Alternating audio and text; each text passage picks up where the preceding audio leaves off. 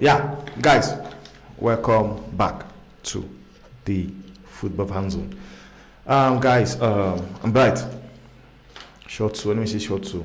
Yes, sir.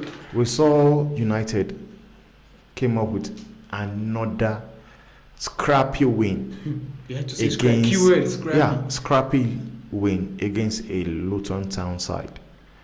And this is something I know United fans want to be positive about. Of course, no, the delusional ones. It's 3 points, but the thing is this: if I was a United fan, yes, I would say it's 3 points, but I am worried. You know, because Luton Town is a team whereby you should be beating them 3, 4, 5. With the type of players that you guys have. So. And when you look at Chelsea. Chelsea's trashed them 3-0. You know, and this is a team whereby you just need to just get those wins against. But that is something we not really see from that anymore from them. So I want to. What's your thought on the game?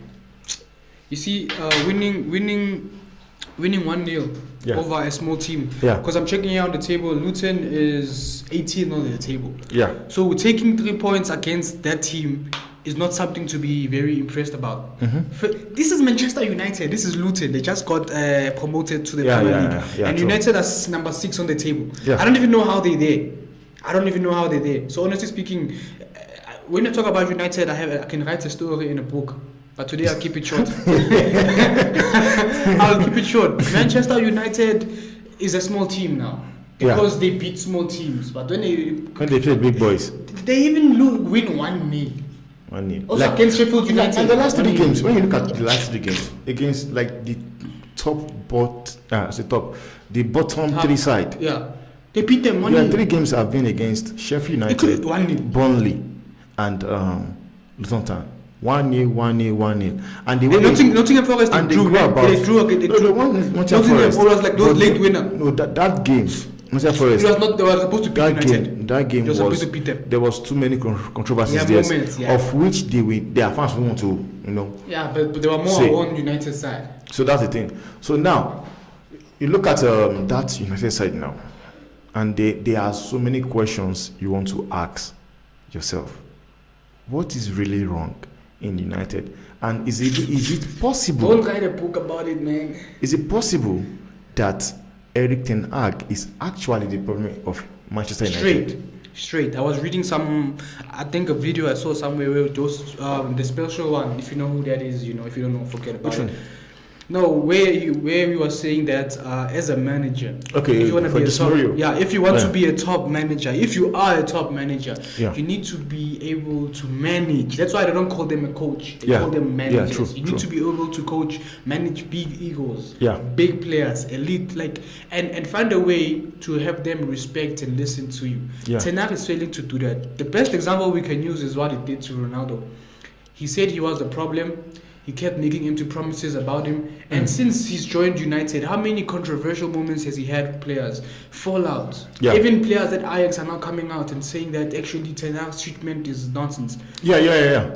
So, truth be told, United before Ten Hag, with Ole and Ralf Narek, all the previous managers that they've had, they didn't have such fallouts. And even though they were not winning games, but there was a style of play. Yeah, true. So, safe to say, Ten Hag is the problem, the root problem. Because for me, straight, like I said with Ten Hag in that United team, there is no vision in that team. There is no identity, culture. I keep saying, and there is no culture. style of play, straight as well. Plus, they've lost the culture of those teams. That's where it's now. Again. When he scapegoated what's his name, Ronaldo, people were like, no, he must leave the club. It's the problem. Even made people who don't like Ronaldo think that Ronaldo's old. His time is up. I can understand the fact that you want Ronaldo out of your team. I can understand that fact. Then you have fallout. Be honest. You have fallout. Be honest. No, but that's one thing. The problem I have about Ten Hag. You have a fallout with Ronaldo. You have fallout, or I wouldn't say fallout. You know you don't want David De Gea in your team. You kept saying you want him to sign a contract, knowing fully well you don't want him. You wanted your own keeper. You understand? You got him. And now you did not tell Man U so that United can, give him a farewell and treat him how he's supposed to be treated. Yes, and also for other clubs to be bidding for him. Yeah, so that's the thing. Then now, when you look at everything happening, and when you look at the fact that some players are not really happy with the way he treated players, yes, I can tell you that maybe not even Ronaldo, but the way he treated David De Gea and the way he has treated Sancho right now, it's very, going very back bad. to what we're saying, in terms of the culture and the tradition, Ten Hag himself doesn't have that. Look, I don't care who you are, I respect I respect somebody who has worked for what he has. Ronaldo, whether you like him or not, he's a hard worker. Yeah. Everything that he has, he's achieved it. So whether you like him or not, give him the respect that he's worked for. Yeah. He's earned it. Yeah. So treating Ronaldo the way he did was complete disrespect. Yeah. Another incident. There's so many. I'm like, we could write a book. The game. Like the game was about to end. Yeah. 5 minutes and they lose it. Ronaldo warm up. Warm up. That was I think that was Tottenham. No, they were actually winning that match. They were winning the game. They were winning the game 2-0. But the thing is this, it's just him trying to just. What difference to the game? Sometimes you have to just do somebody indirectly, like I don't want you here, indirectly, and that was something he did with Ronaldo. I don't want to use Ronaldo as an example here. Just that now, when you look at what he said about Sancho, what he said about Casemiro, and what he said about Rafael Varane, then you ask yourself, is this guy a coach or is he a stupid man? Because sometimes when you go to the press conference, I've watched press conference. His responses, the question you ask, this journalist, they ask him the right question. There's a question where you ask Pep Guardiola, if he does not want to answer it, he will tell you no comment. And if he answers it, he will tell you bladly. When Klopp wants to answer a question, Klopp also sometimes. You can even tell that journalist, you always ask me the same question. Yeah. Shut up. That's how it is. Then you have somebody like Ten Hag. You ask him a simple question. Have you noticed how honest he becomes if they win? There's a lot to say if they win the game. Yeah, I'm proud of my boys. I believe we can build from this. When he loses, then ask him, what do you think went wrong? Then he shifts the blame somewhere. Now they asked him against Arsenal when they lost the game 3-1. Why didn't Sancho play?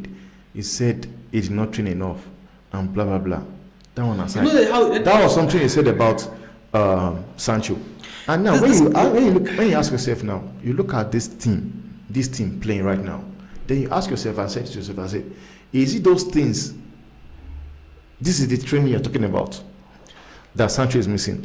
The way he has been treating this guy, they have banned Sancho from training with the team. Till now. They've banned him from training with for eating the same food from the restaurant. Like they give him his lunch and everything in a lunch box, as if it's a small time.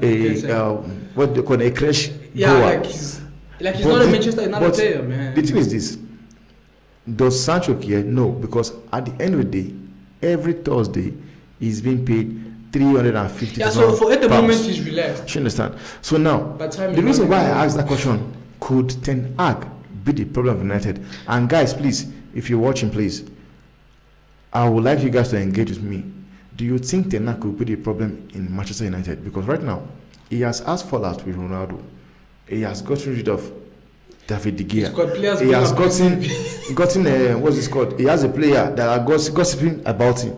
Then now he has also got rid of Sancho. And then now, Greenwood is in loaned out.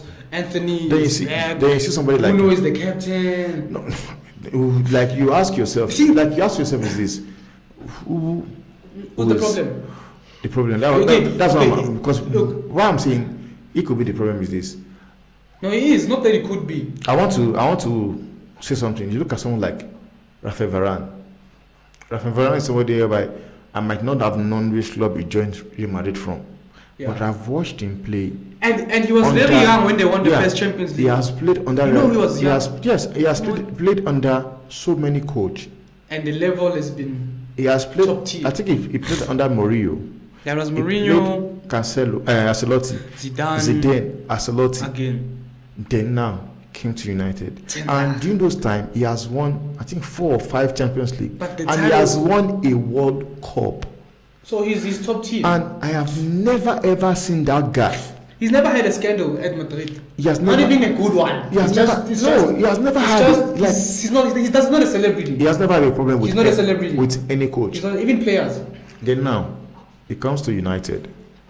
Sometimes he starts. Sometimes he doesn't start. Then now, this same person you're talking about, him, Martinez, Dalot, and Luke Shaw, and David De Gea, they got 17 clean sheet last season together. You understand? So now you are benching him for a Johnny Evans, and you are being asked. An old man. You are being asked in a press conference, why is Varane being dropped? Then he said for tactical reason. And the thing is this, and then they lost the game. like I'm asking myself, because you are playing in Manchester City, a Manchester derby, of which you and I know very well that it won't be easy. Even though Varane played that match, there's still every possibility that they're going to lose that match. Then you but could have minimized the loss. Then you are benching him for Johnny Evans, and you are asked, you are not even ashamed. For tactical, you're not scared to say it's for tactical reason. Please, I want to know what tactical reason could it be that does not involve. If I could answer you, Varane. No, like you asked me, is Ten Hag the problem? Let me ask you. I'm also asking myself at the same time. If you were to try and go into detail now, Manchester United squad at the moment, they have no reason to be losing the way they lose. Yeah. Example, okay, I'm just taking out from my head like a formation or players. Okay, from the backline it could be Varane, Dalot, Luke Shaw, Maguire, sharp. And then into the midfield you can have Casemiro, Bruno, and who? Eriksen, Eriksen. I don't rate Mount. I'm sorry.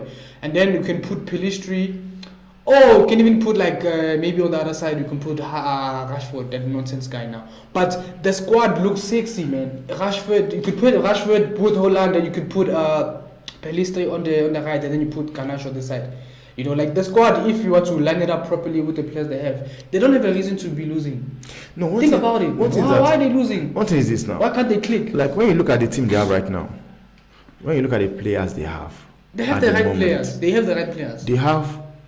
Now you ask yourself. Bruno was not always like this. Let's excuse injury right now. Okay. Yeah, let's put that I also aside. understand the fact that Luke Shaw is injured, Martinez is injured, most of their players is injured. Yeah.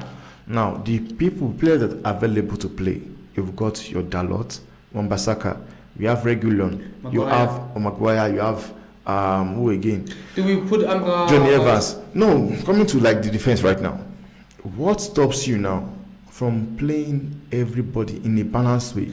Exactly. Put Reguilon, Varane, Lindelof is playing well, Maguire is playing well, and I can tell you for a fact, there's no way whereby no matter who you are pairing them with Varane with, they'll still have a good game.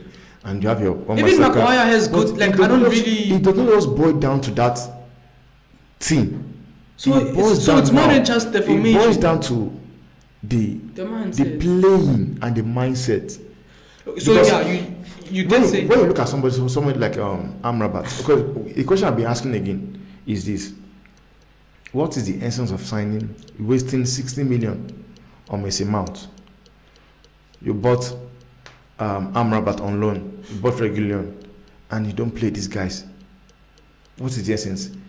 Because you want to tell me from what that you are playing the team that will win you games, or you are playing the team for tactical reasons. Then now you are playing the team for tactical reasons. The ones players you sign with your own money, you don't play them. Exactly. Just like this recent game they played against Luton, with the players we named and the squad they could play with. They had every reason to beat that team win 5-0. You know what is this? Even that's the so-called truth. Those players, if there's a coach that they were playing under.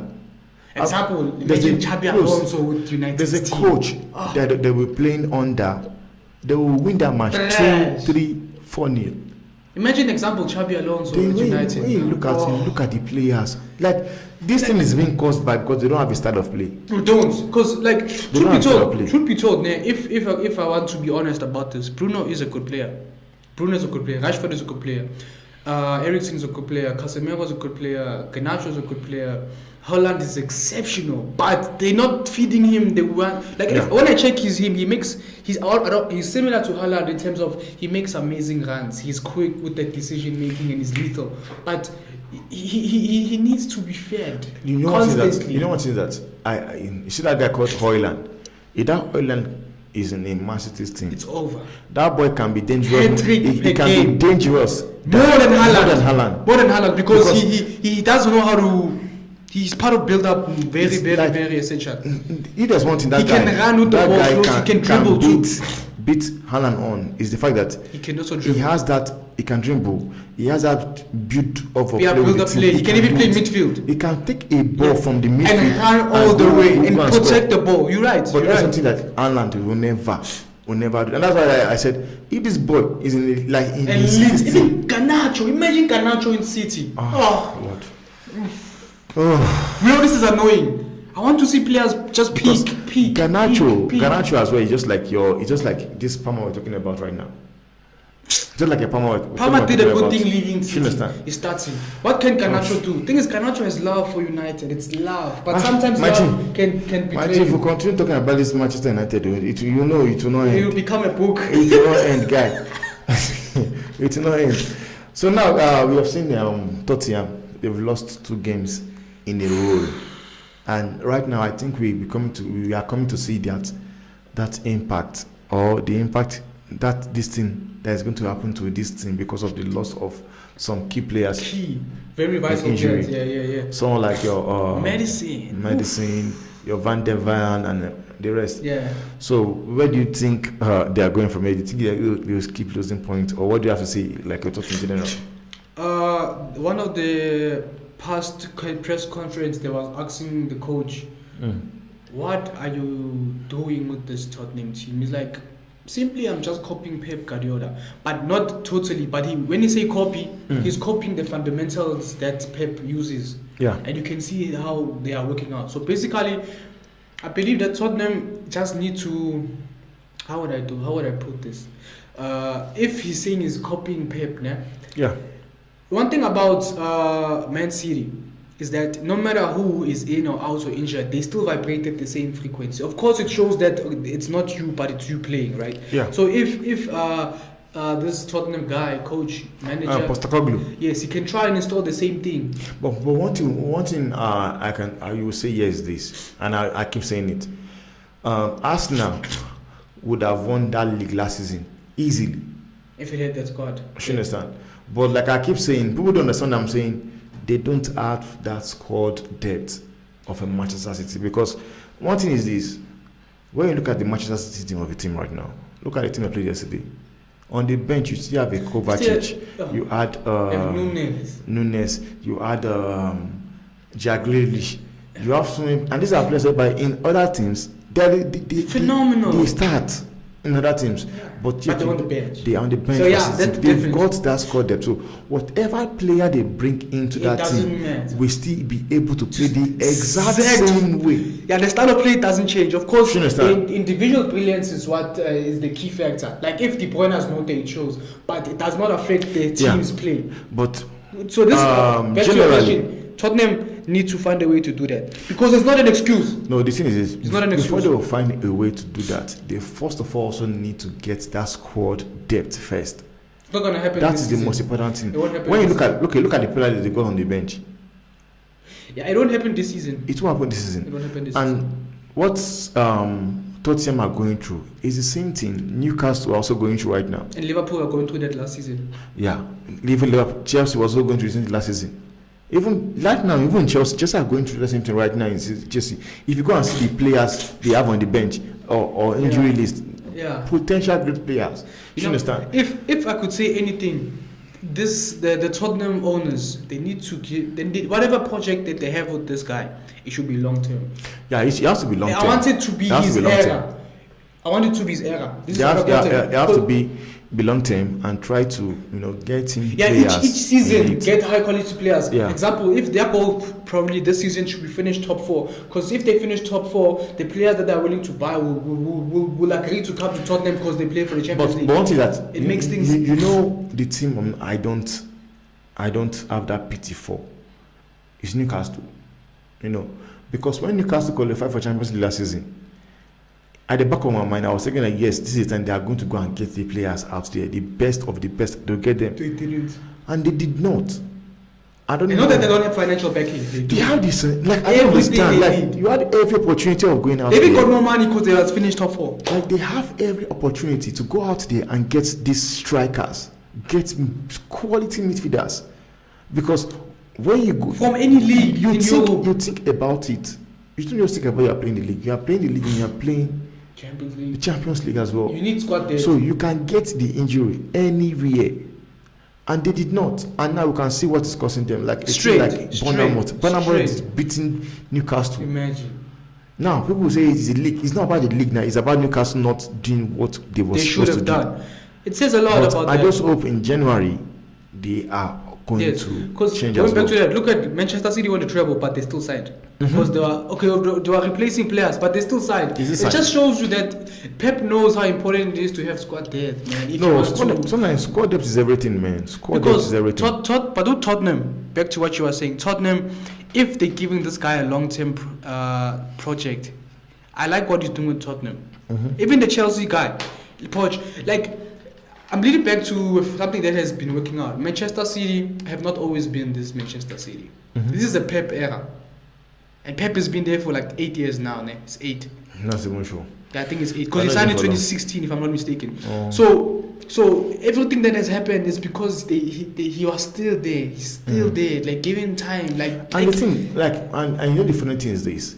When you look at the team Pep Guardiola took over from Pellegrini, the only team or the only player that is remaining is Kevin De Bruyne. So he has signed players, bought players. Even that's not right. He signed them, but it didn't work out. Them, imagine Sane. Imagine the whole Sane going. Just to show you that, like, the owners really have a great understanding with Pep. And Sunday. It's only Jurgen Klopp and the ones that can come straight from us. Jurgen Klopp and Pep that have given them that thing of, you know what, want this to be your era. Because most managers, when they sign you, they expect certain things in 2 years. If I was a manager, one thing is this: there are some managers when you sign them, like they've been able to build their profile already. Yeah, build exactly. Just like what we were saying. I was saying someone that said, I don't consider what's his name, Pep, a GOAT. Why? Because I've not seen him manage club, an average team like you're Tottenham, like a wound like Tottenham, and still get good results from that team. True. But now, do you blame him? No, you can't blame him. It's his niche. He has been able to build his this thing and everything. You can't. He's that type of a manager. You've accepted that. You can't even just go for him and like that. And now that's the same thing now you are seeing with someone like Zidane. Zidane also, when I said, I don't Zidane, you're not gonna put him in a conversation. When people saying Zidane, man, Zidane was even assistant coach when there was Don Carlo. Zidane will never take that job. He would. He's not. He needs to inherit. Zidane wants probably if Zidane can inherit City. He inherits Bayern. City, he can come. PSG, he can't build the team. He just needs to take it from one of these and then add his football knowledge. It is people like your Xabi Alonso, people like people like what's his name? Mourinho. But come, you just remember something right now.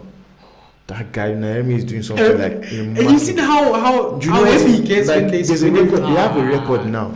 They've got 17 games unbeaten at home. Like, they have gotten 13 games at home. They are rising in the shadows. 13 games. They're not talking much about it because it's Naomi now. But trust me, this is what I want from the Premier League. I want underdogs to be top notch. I want every team, like Premier League, we want to have fun. We want to be not sure who's gonna win the game, and you want goals, man. And this is what we are seeing right now. Please, guys, do not forget, please engage with us on the conversation.